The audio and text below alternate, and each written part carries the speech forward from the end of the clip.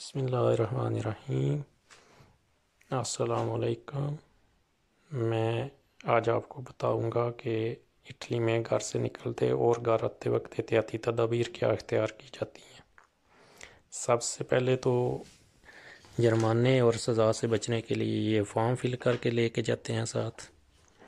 उसके बाद gloves, mask और ये हैंड सैनिटाइज़र अपने पास रखते हैं। और ये अल्कोहल मिला हुआ पानी है। और बस ये इतना ही है। बाकी हम बाकी जो एहतियात हैं वो ये है कि हर बंदे से 1 मीटर का फासला रखना है। गाड़ी में तकरीबन जो भी बंदा स्पेज़ा करने जा रहा है, मतलब ग्रोसरी ख़रीदने जा रहा है, तो वो एक ही बंदा जाएगा।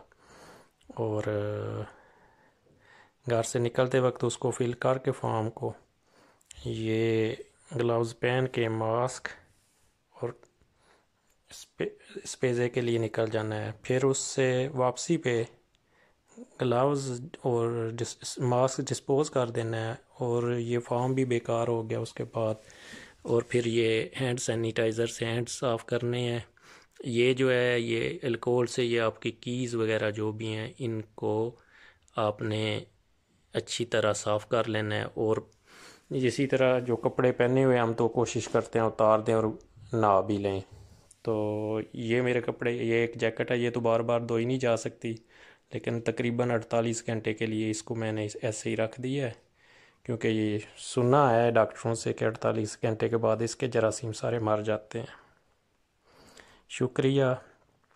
आप भी ऐसे ही करें, क्योंकि अभी ये वबा बहुत तेज़ी से पाकिस्तान और इंडिया वगैरह में भी फैल रही है। तो जितनी ज़्यादा एहतियात करें, और सबसे बेहतर है घर से ना निकले बगैर ज़रूरत के। शुक्रिया।